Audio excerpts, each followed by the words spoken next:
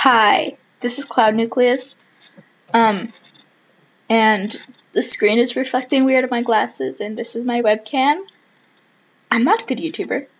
Um, so, I have been for a few times, I tried to make tutorials on DeviantArt and stuff, like written things, of, my art style, and, it never kind of worked out, really. I mean, it's long and boring, and I might miss something. I feel like a video is actually the best way to do it. So what I'm going to be doing is drawing and, coloring.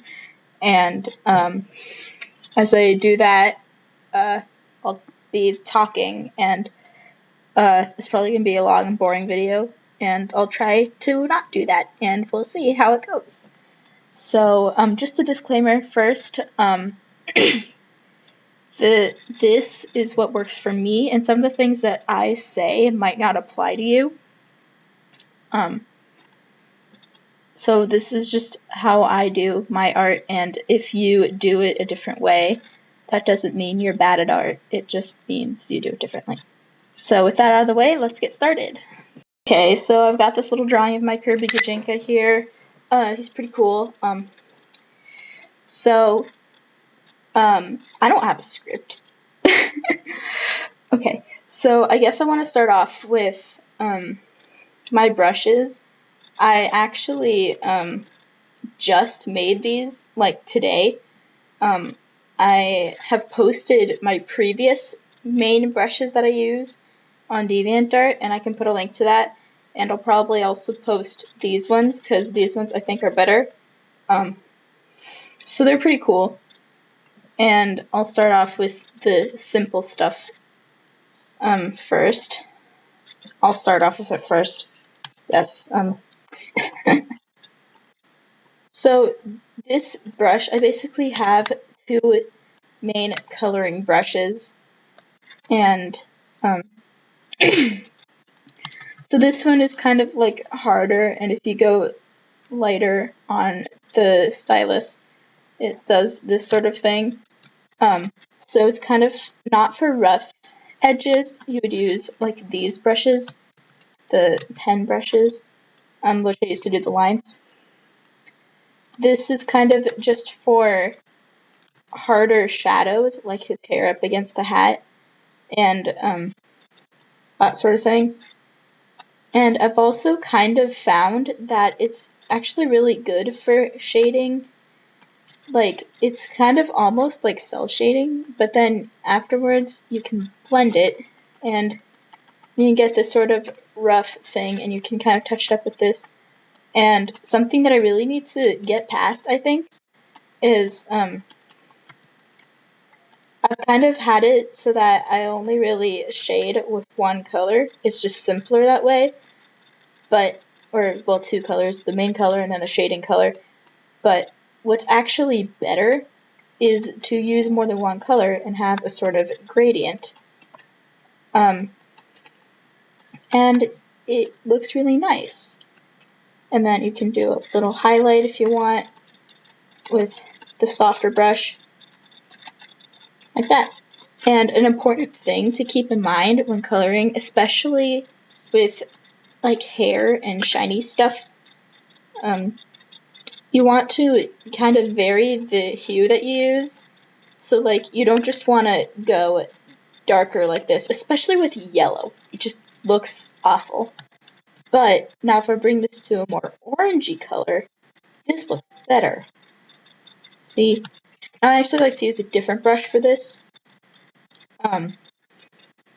For this tutorial, I'm gonna use brushes that came with the program, because I feel like if I use brushes that I downloaded from the internet, then that would just be stealing, which is kind of why I took down a previous tutorial that I made, because I used other people's brushes, and one of them I couldn't even give credit because I didn't know what it was from, and like, that's, to be honest, no excuse.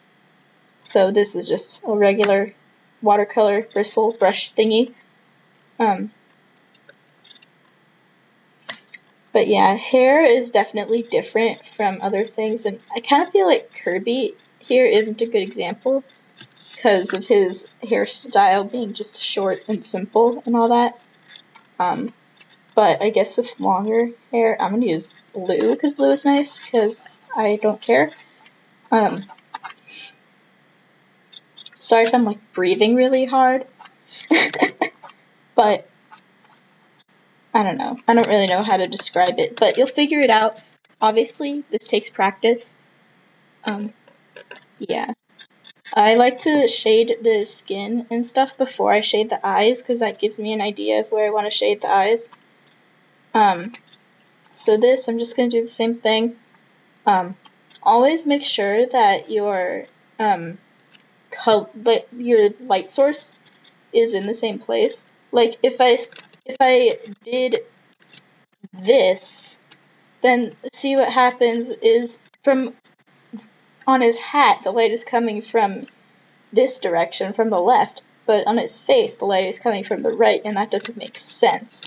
If you want it to look believable, you have to make the light go in the same place, and that probably sounds like a given to some people, but to more beginners it can be a little harder, I think, maybe. And I'm gonna be perfectly honest, I mess up on this sometimes. I do. I usually, I just forget. And,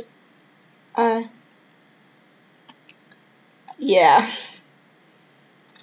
But that is a thing that you should pay attention to. A thing that I like to do, like the blushies and stuff, that really brings the character to life. I have this specific color that I have saved here. So I have this nice brush. It has a low opacity, 20%, and the blending mode is multiply.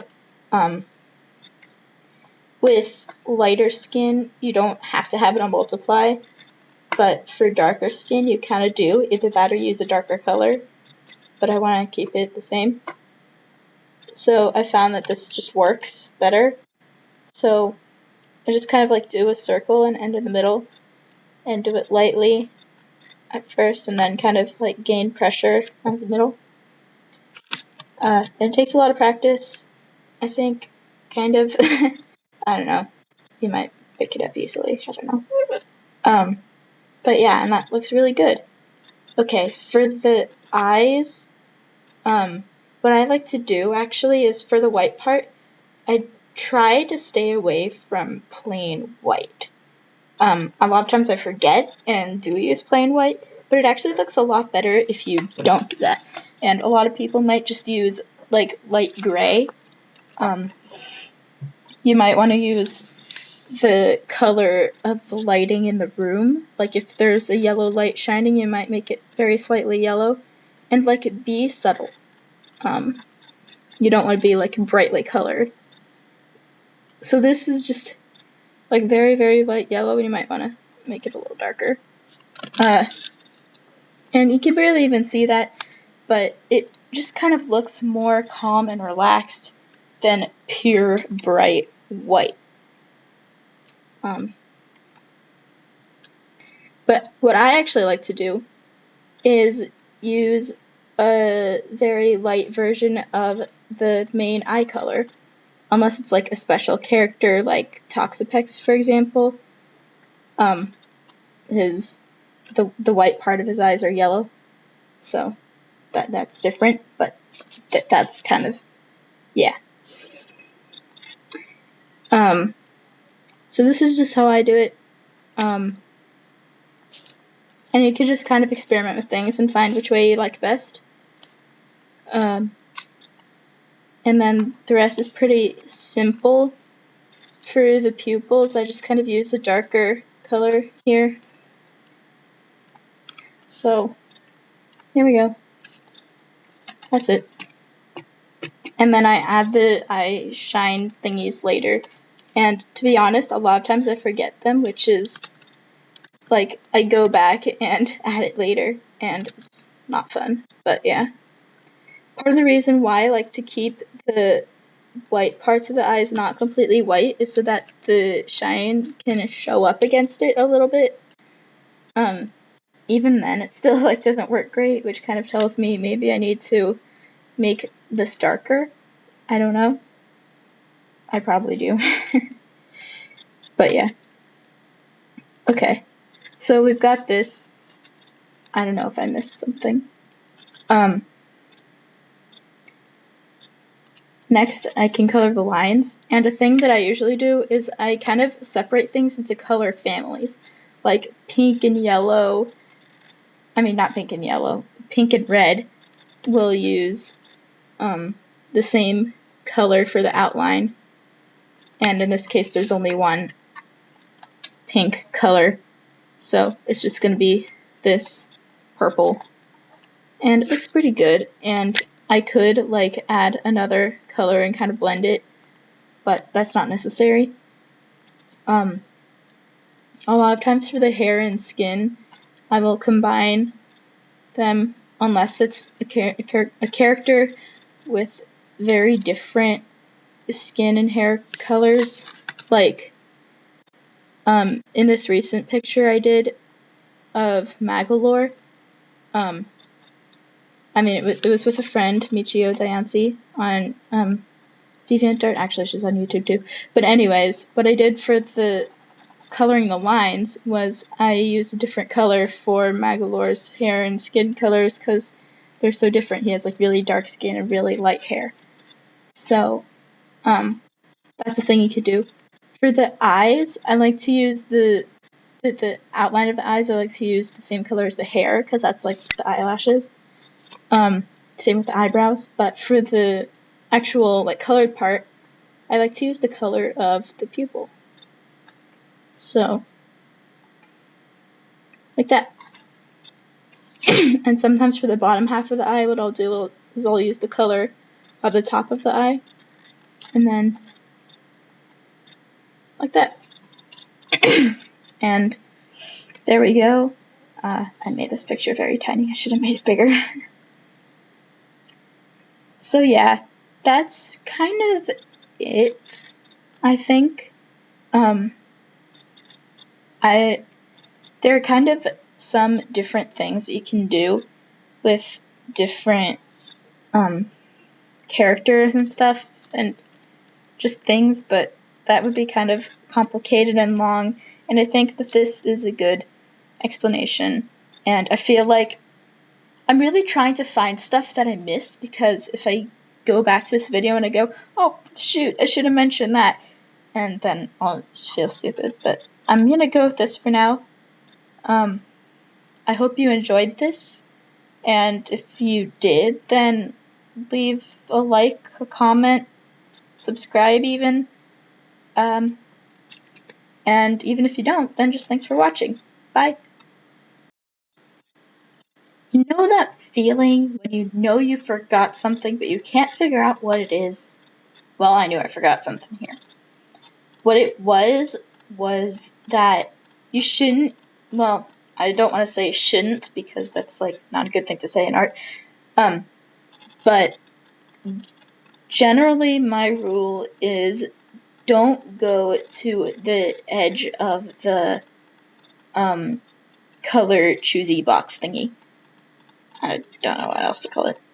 So like this top corner here, pretty much always the color is not gonna look that great. Like it might look good here, but then when you actually start to use it in a picture, it looks really bright and ugly and kind of hurts your eyes.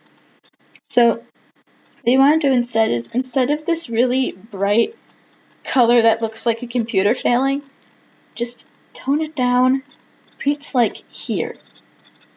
And this kind of looks a lot better. It's just calmer and more pleasing to the eye. And yeah, you can really see the difference with this kind of thing. So,